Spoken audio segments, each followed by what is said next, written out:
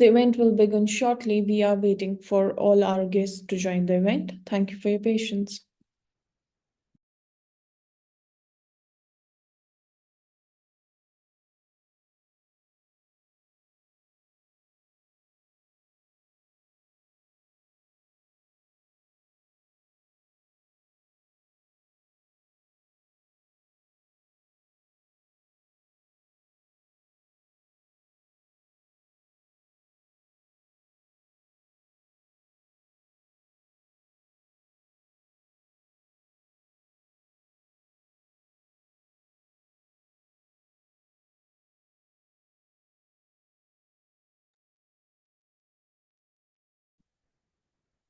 Hello everyone, my name is Nausheen Zainab and I welcome you all to KiwiTech's 808 workshop for startups and entrepreneurs to help them navigate the challenges of starting a business, making it sustainable and taking it to the next level. Today, we have a mentor session on startup founder strategies and insider's guide to finding your investor match by Peter Fosso, serial entrepreneur and founder at PRAIRI. Now, let's get started with a brief introduction to KiwiTech, followed by the workshop. It's my pleasure to introduce KiwiTech, a one-of-a-kind innovation ecosystem that's home to 500 plus portfolio startups and 300 plus mentors, all committed to supporting innovators globally. It all began in 2009 when a team of seasoned entrepreneurs who had previously built and scaled a publishing services company for a 9-digit exit decided to start another company to empower startups and innovations. All in all, we at KiwiTech particularly team up with early to late stage startups to support entrepreneurs with 360-degree support in terms of technology, fundraising, mentorship, networking opportunities, and go to market strategy. Without further ado, I would now like to invite Peter, serial entrepreneur and founder at PRAIRI. The screen is all yours, Peter. Thank you so much. It's great I appreciate you having me here. I'm excited to be able to talk to the audience and talk a little bit about something I'm quite passionate about, which is launching startups, growing them, and our new platform actually is super exciting. So I'll start. Just actually, let's get the chat going. Wondering where everybody's from, and let's start with that. Where are people from? Let me make sure that this is working here first, so I can see if anybody's in the chat. Atlanta, Georgia. Okay, good. I'm mostly North America so far. I'm here in Stockholm, Sweden, for now, but I'm from Seattle originally. Uh, and while you're typing, how about who here is the founder of a startup?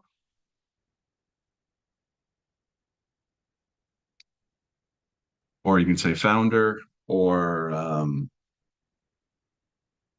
investor, developer, uh, supporting startups, that kind of thing. Good. Yeah, we'll get a good audience going. Nice to see everybody. And feel free to say a little bit about yourself while I'm talking, so you can meet each other. But try not to get too distracted, especially since I might be reading them and then I'm going to be distracted. All right, let me grab my slide deck here. Share.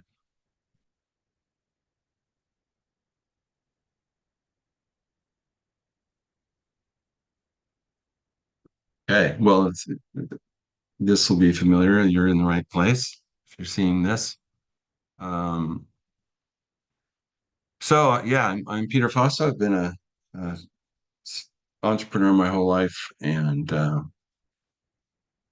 me, that's the thrill of living. starting new companies and that sort of thing. Founder of PRAIRI, which we'll talk about in a minute, also launched a nonprofit organization a number of years ago called Global Music Project, where we give musical instruments to the underprivileged in a number of different countries. That's at globalmusicproject.org. Before that, I launched, well, way before that, actually, I launched netmusic.com, which was one of the early distributors of music online. It was legal. Everybody always wonders if it was Napster or something, which we grew. We took it public and lived off my stock for a while and had a fun experience. It was a fun ride, being publicly traded and watching your stock go up and down. I've got a passion for all things creative. And one of the things, well, I write music and spent many years as a professional musician, and I think it's quite interesting launching companies is that's hugely creative as new founders out there now. So what are we going to talk about? Well, we'll talk a little bit about pitch decks, and most importantly, how and where to find investors and how to pitch to them. I've been doing this for a number of years. I actually hate pitching. So the pitch deck, I worked my own pitch deck kind of into this, but you might not even notice. But it's important to create a pitch deck that investors want to see, and we'll hopefully answer some of those questions as we're going along. So, and some of these other things too, that we'll get to kind of as we just scroll through. And at the end, we'll definitely, and as we go through too, we'll try and answer some questions. Mostly toward the end, though, I think. Otherwise, we get pretty well sidetracked. And let me just see. I'm not seeing the questions at the moment. There we go. All right.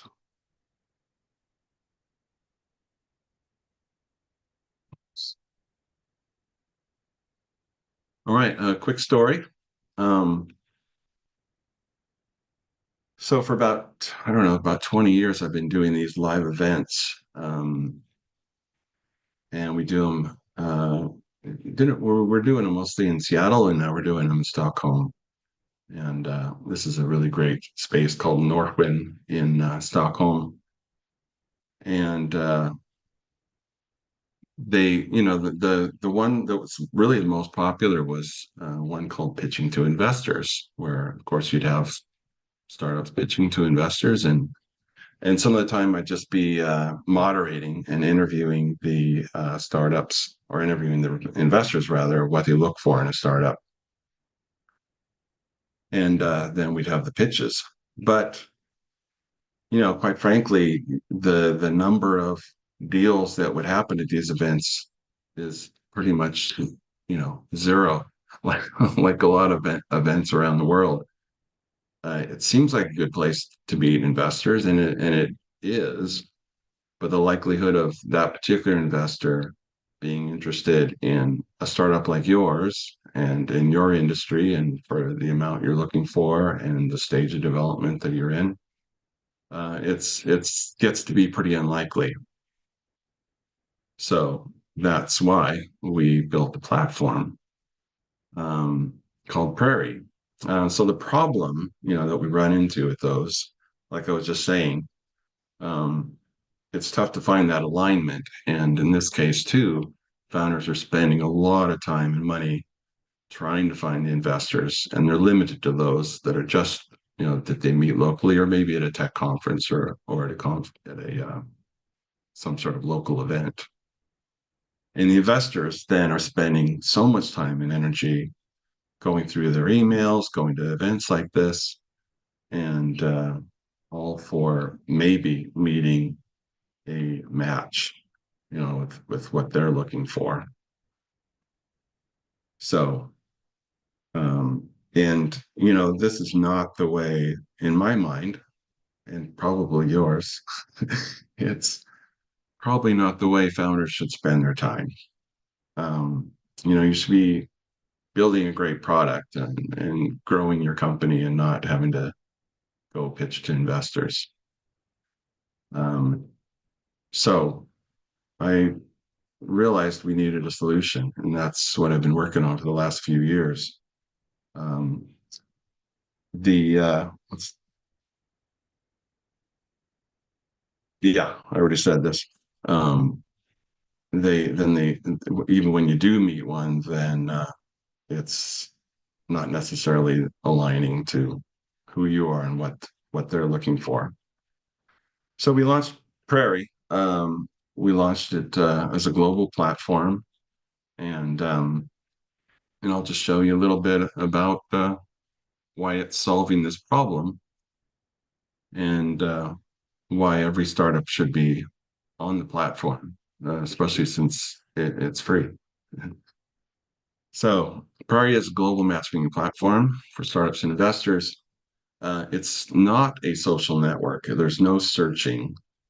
Um, it just delivers matches based on the interests of the startup and the investor, and wherever they are in the world.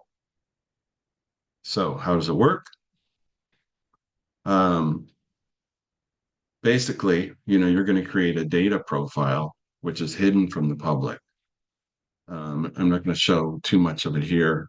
There's some confidential stuff too, but this is one of the pages, which is kind of one of the main ones where you're going to select your industry and the stage of your development, and then how much money you need. We have it, and you can set the currency and set it for your country, or at least a few of them. I think we've got British pounds added too since I created the slide. So basically, so each user will create a profile, and then basically our algorithm looks at the data from the startup and looks at the data profile of the investor, and then matches the two. So the investor will set the criteria too. They'll choose their industry, which I blurred on purpose, and business model preference, that sort of thing, allowing them to exactly match. And then when there is a match, the investor actually gets the notification. Originally, we had the startups getting the notifications, but it was less likely that there was, that since the investor sees so many startups, we didn't want the startup receiving a notification and then getting disappointed every time they don't hear from the investor, which is the way our MVP was 4 years ago. And then we've been building it since then and correcting a lot of things like that. So the startup won't see this. The investor sees this. They get a match on their phone. They see the profile. They see the pitch deck, and then they can decide whether they're interested in startup. And if they are, they hit the interested button, and if they aren't, they hit uh, the not interested button. And then there's also an archive button just because people are busy and maybe they want to get to their next match, which they don't see unless they make a decision. So anyway, but one of the things that's quite interesting that I'm excited about is that if they are not interested, which is most of the cases, to be honest, then they're prompted with uh, this little form so that they can tell the startup why they're not interested. And that way the startup can learn from the investor. Maybe they've had several in a row that have said the team's not strong enough, for example, and then they can do something about it. So that I'm excited about because we're seeing good feedback coming back to the startups already, and we've only been launched for what, a month or a month or so. And we already have startups and investors from a number of different countries, so we're seeing those matches happen too, which is quite fun and interesting. So, um, so then once the investor does select a startup, they if they're interested, then they will see this on their dashboard. These are just some examples, obviously. And if they click one, they see the contact information. And then what we're building today actually is to be able to share the profile with other investors. So that's that. And then there's this, if they hit view profile, they see this. And then when the startup has some matches, they'll see the same thing on their profile. They'll see the investor, and they'll be able to see that the investor is interested. They'll see the phone number, email, etc., and some positive aspects of the investor, so they can also decide whether it's a good match. So, and this is the startup's dashboard. They see the feedback that they've received from the investors. Now, if this were a pitch deck, of course, there'd be a team slide, and there'd be, the ask slide for how much worth in funding we're seeking and that sort of thing. I don't know how many investors we have on the call today, but we're not seeking funding, just bootstrapping for now, and so we're leaving off some of the slides. Also, as you may know, when you're creating a pitch deck, you want to keep it short. This one's actually pretty long, so I'm trying to include a bunch of the features and things, since startups will be interested in sort of seeing the whole process. You don't see much otherwise, and you're just on the website. There's a how it works slide, and that's about it. So, and then finally, with my pitch, the benefits for the startups is that there's less time wasted trying to meet the investors, more time to just build your company. You get the feedback, and of course, it's free. And for the investors, they can speed things up,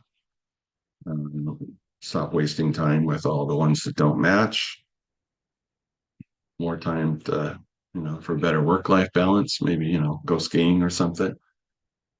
And most importantly, they can find great startups that maybe they would not have found, which we're already seeing investors matching with startups they never would have met, of course, otherwise, because they're on the other side of the world, or even if they're in the same city, they're not out at those events yet, So, yeah, possibilities are endless. Oh, and I wanted to mention this. So we're in the process of building a platform so founders can find a co-founder. That was our second most popular event when we were doing these events. And we had companies start right there, right then and there. So if you go to PRAIRI.com, you can click on this button, and then you can be the first to sign up for that's a free platform, and you can figure out exactly what you want in a co-founder, and then we match them. So that'll be quite fun too. And it also allows you to join a startup for those of you who are thinking of expanding your team, which is something we're always considering, right? So you'll see this actually. So it's just name and email is enough. Not a big deal. Pretty painless. And currently, we are seeking partners like who have large networks, and then we can do a promotional trade and grow our networks. And the vision for the future is to have our own, physical and virtual tech conferences. So we are looking for promotional partners for that too. So, so let's talk a little bit more about. Actually, let me make sure that there's any questions. I can pause right here to answer one. But we know you guys are always looking for to find investors, and you might know some of these ways already, and may have experienced good or bad how they work. Um, of course, there's a lot of tech-related meetup events and virtual events, including this Kiwi Tech event. We do some great events. There's tech conferences in pretty much every major city around the world, and some of the small ones. I've noticed in some of these countries in Europe have they'll put a giant tech conference in a small city. So the investment groups, you can also check those out. There's a lot of those. I have these on future slides too. You can Google them for your area. And some of those charge a fee to pitch to them. So you might be aware of that. And also, there's a lot of great things can happen by joining an accelerator or an incubator. Like Founder Institute, I've mentored for them. Techstars, YC, Y Combinator, they're in California. Antler, I don't know if there's Antler in the United States right now. I see them all over Europe. And then, of course, there's LinkedIn, which I highly recommend, and X or Twitter, which you can connect and follow investors that way. Of course, all this takes a lot of time, and it's just if you have the time and if you're not on PRAIRI, you can do all this stuff too. And you should probably do some of it anyway. It's not like PRAIRI is like the answer that you'll instantly get funding. It can still take time.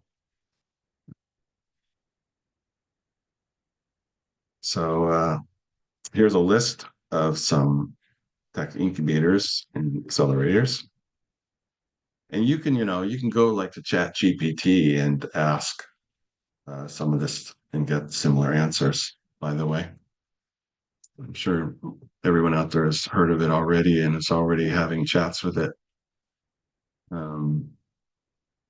Industry-specific forums and communities. Just some examples. KiwiTech's on there again. Recommended.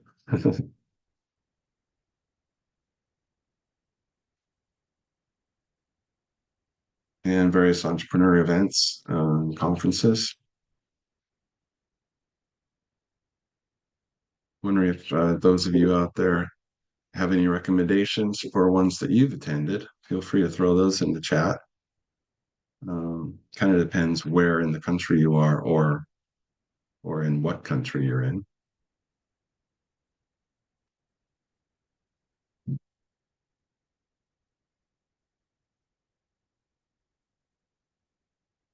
Oops, every time I click on the chat, I lose my slides. There we go. And then, of course, there's angel investor networks. And these can be interesting. We often have pitch events and things like that where you can pitch in front of them. I've done things like that before, and not enjoyed it so much.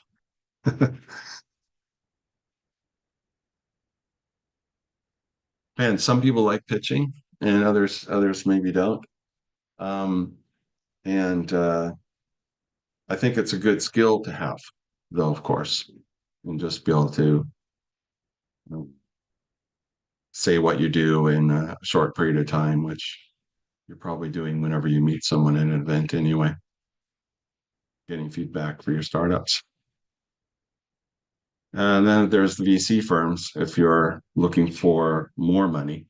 Um, as you might know, for angel investing, that's really for early stage startups, usually, and when they're looking for less money. And some ideas, they're big ideas that require more money.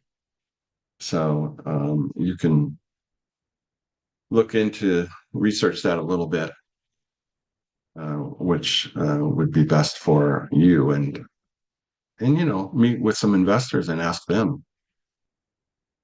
I think it's always good to get feedback from any investors that you do meet. I know that some of the big cities in the States can be a little tougher to meet with investors. They want you to be totally investor ready. Um, Here in Stockholm, I noticed that they're a little more open to just getting coffee and kind of starting the relationship early, which is nice actually.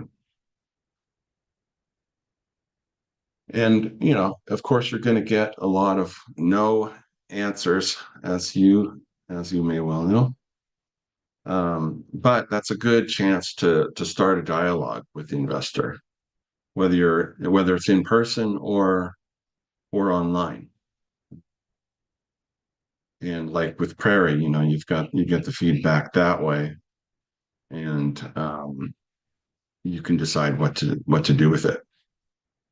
But you should definitely ask investor when you can, what are the weak points that they see, or how can we solve this problem that they're saying is a problem. Wow, we jumped through pretty fast, actually. You can. I assume everyone here knows how to use LinkedIn's QR code feature, where you tap the search box. I keep showing people that at events, so I'm not sure how well that's known. But if you open the app and then tap the search box, there's a tiny little hidden box there that you can tap again and bring up the QR code and then add uh, add a user. So I've also listed, these are some of my communities. You can feel free to join any of them that are appropriate for you. I was one of the early Meetup users, so I got meetup.com entrepreneurs. That's my URL back in Seattle. Um, and there's all the links there. And for fun, I do this vocals only channel on YouTube. If you type netmusic.com, it'll forward you uh, to that channel. It's videos, and I've stripped away the music basically. So it's just them singing to the camera, which can be kind of fun. So yeah, and keep introducing yourselves in the chat. I always say this at events, networking can change your life.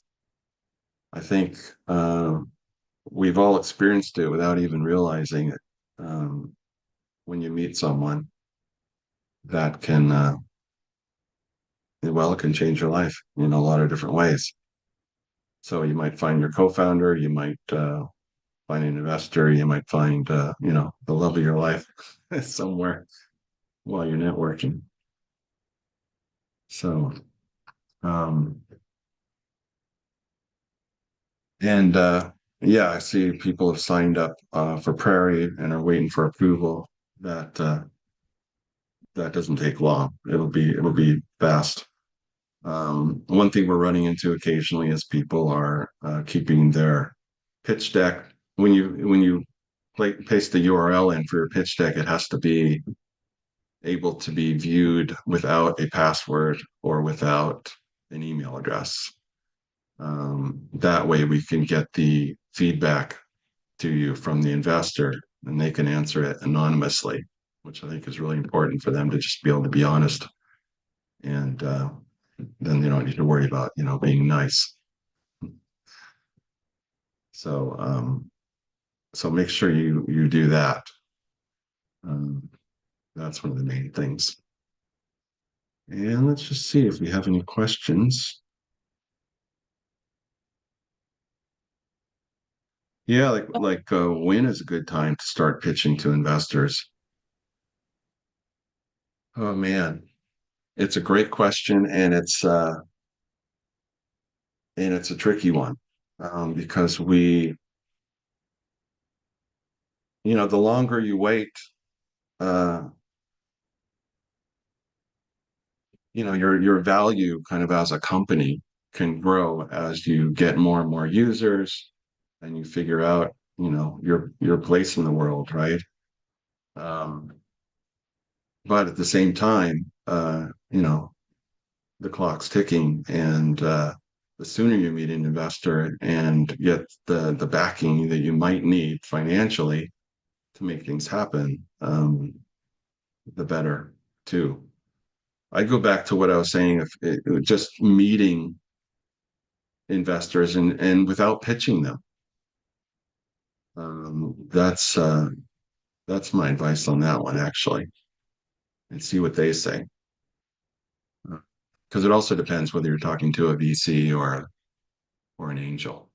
Angels like to be early. VCs, well, they like to be early too, but usually they want you to be ready uh, to a certain point, and that includes usually at least having a team, which is more than one person. That's often my advice to startups, which I ignore myself, actually, because I knew I could create PRAIRI, and I could do it as a single person, single founder, since I'm not looking for funding. But the average investor likes to see an actual team.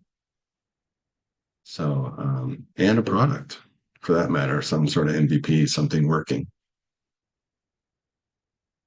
Okay. And let's see. Yeah. Oops.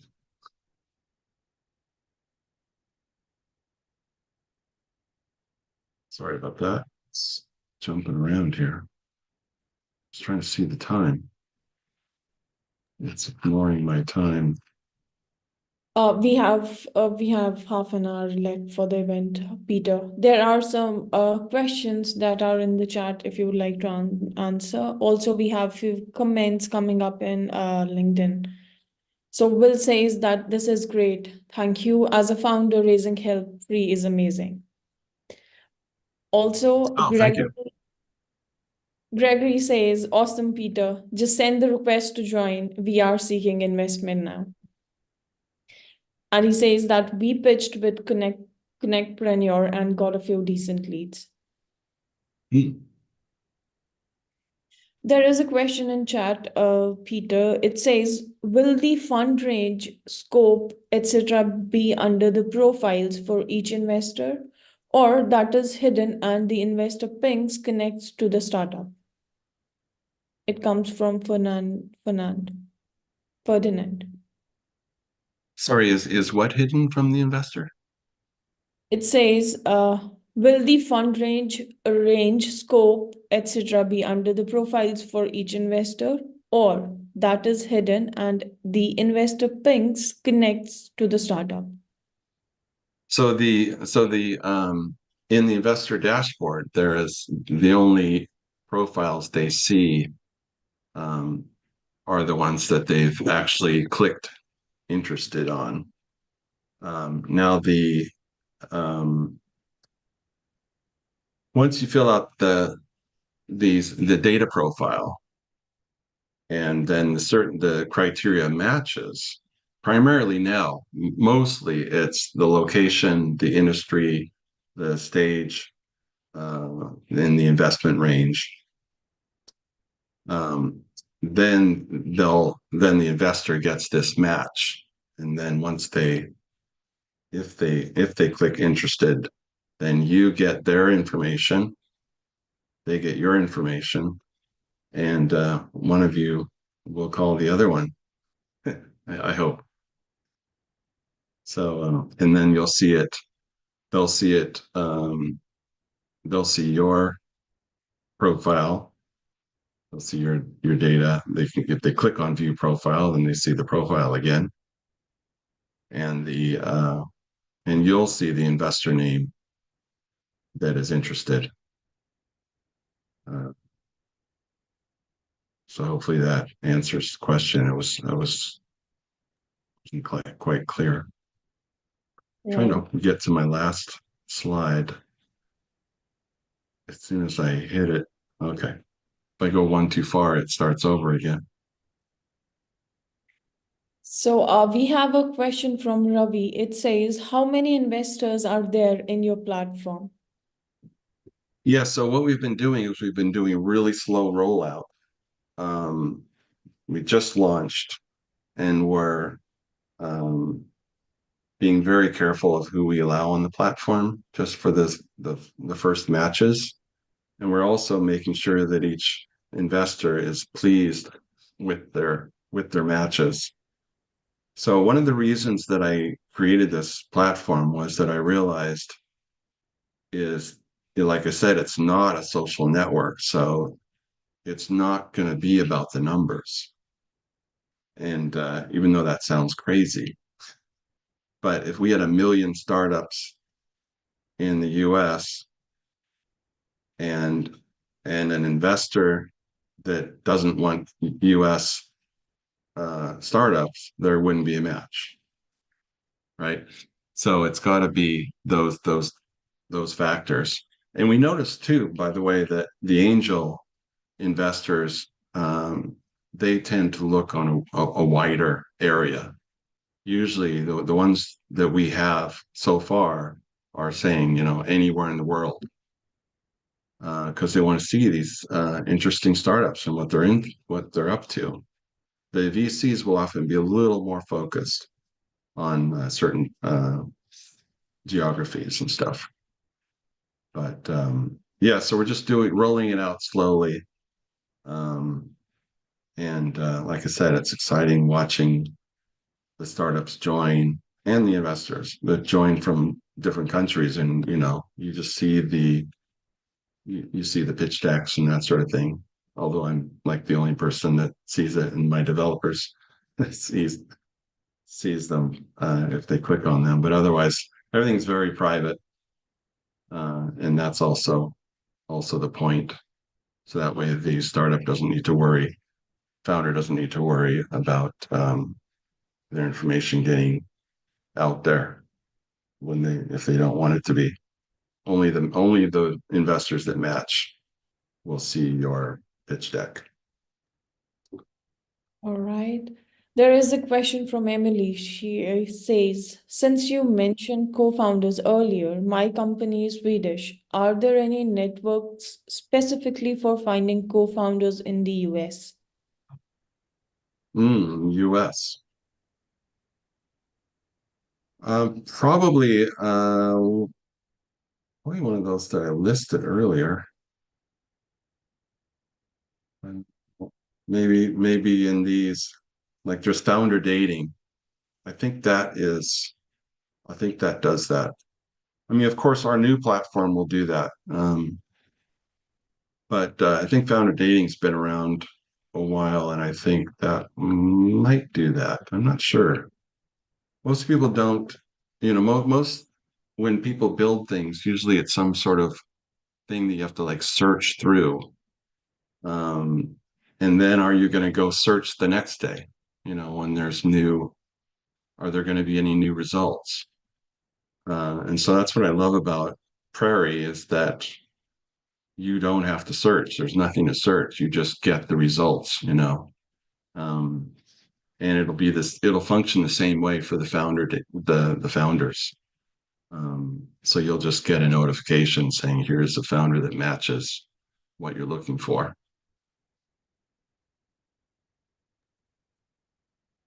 Right. But yeah, that's a crucial part of starting a startup, and that's why we're building that platform too. Because we want to start at the very beginning and be able to build these companies, and then be able to make sure they get funded. So that way, you're bringing more startups into the world, which I think there can never be too many, right? And I love it so much that I love to just be able to support them. Right. Peter, we have a question coming up in email. It says, and it resembles to the question Paul is asking. When faced with the rejection from an investor, how can startup founders effectively leverage this experience to improve their pitch and overall strategy? It comes with a B part saying, can you share an insight or tip on how to turn a no into a valuable learning opportunity? Mm. Yeah, I'd have to think about it as far as something I've experienced personally. Other than I've had investors totally not understand something that was being pitched. But that I blame myself and and or the founder who's doing the pitching. It's got to be laid out uh, in a way that anyone can understand. And investors are tend to be pretty sharp people, of course. But especially when you hear a lot of pitches, it's got to be really clear, and the problem and the solution. Um, and it's good to look at like examples of good pitch decks, which you can research. I was trying to demonstrate a good pitch deck, but then I realized I had to just kind of do too many slides, and then wouldn't have some of the other crucial ones. But turning a no into a yes, like I said before, I think it's really a matter of just asking questions. You need to ask them questions and try to figure out more about why they're saying no. Um, and that's why, of course, if it's done anonymously, is helpful. Although I think in person, it's really good because they can have a chance to really elaborate. Um, and I think the answer to that you'll experience in real life when it happens. It's tough for me to address every possible angle of why they might say no to a startup. Um, but but actually, well, we addressed it a little bit in that one slide. Hopefully, it's not freaking you guys out when I scroll through these slides.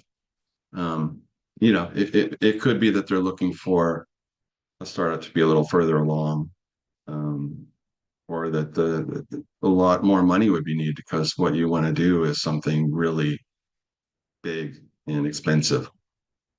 Like you want to launch a new automobile, run on hydrogen. That's going to take some money. It's not something you can bootstrap, right? Um, it could be the timing. It could be, like I said, a lot of times it's the team because so many investors are. It's all about the team. So those are some good things. Yeah, I'd say just ask them questions. Try to get them to be clear as to why not, why they're not giving you a yes now. Thanks for the question. It was good. Got it. Thanks, Peter. And we have a question again from Ravi. It says, thanks. Does your platform do the matching of an entrepreneur deck for every new investor who joins your platform? I mean, if an entrepreneur joins and the deck is matched to existing investors, but a month later a new investor joins your platform, will the entrepreneur's deck be matched to this new investor? Yes, that's what I love about it too, is it's you're matching now and on into the future. So when new investors join that data, it's always looking at the whether the profiles match. And we don't host the pitch deck, so I want you to be able to control that, and you can always be updating it.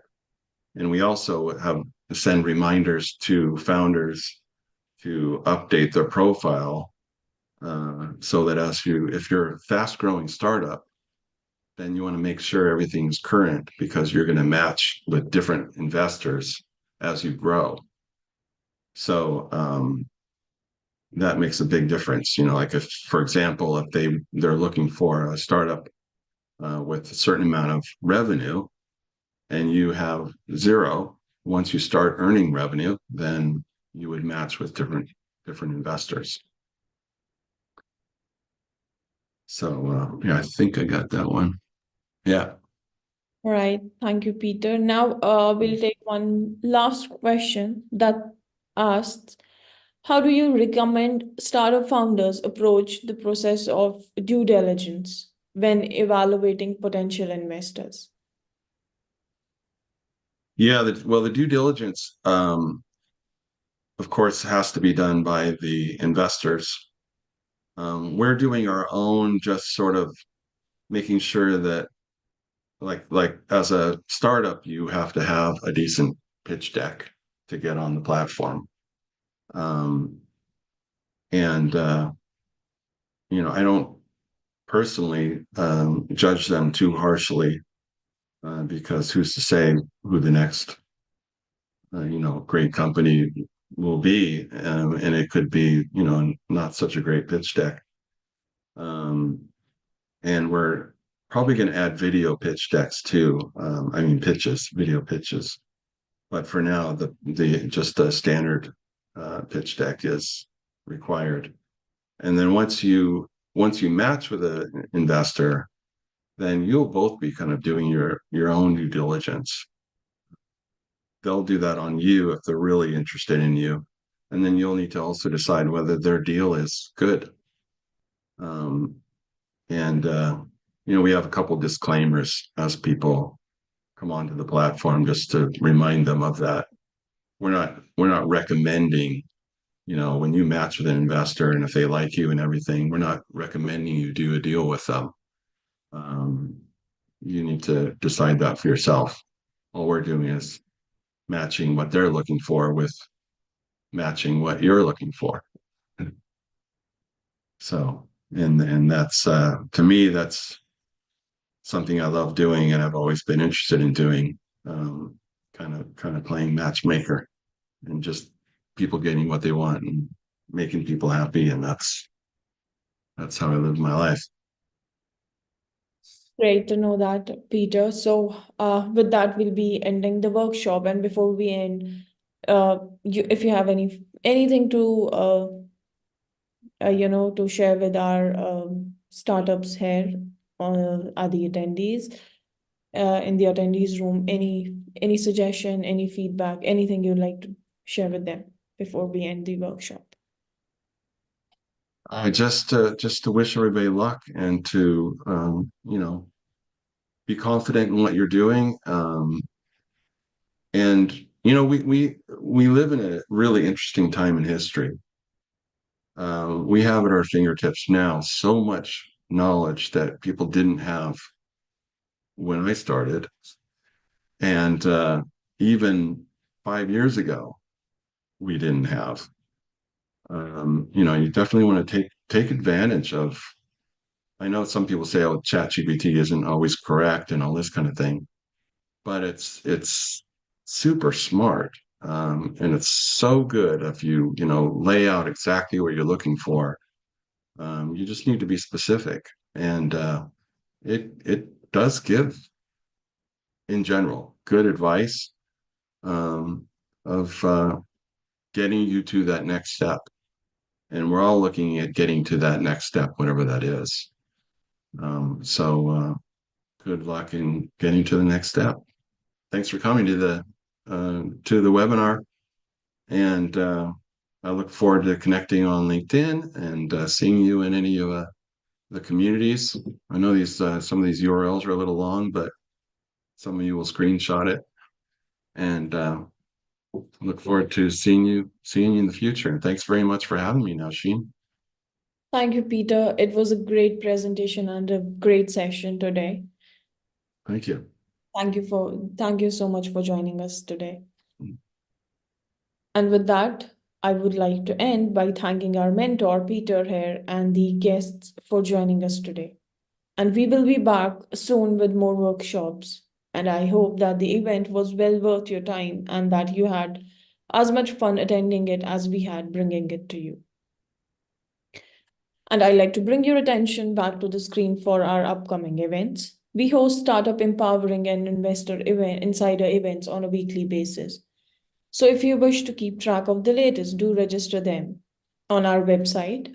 We hope to see you again at some of our other virtual events.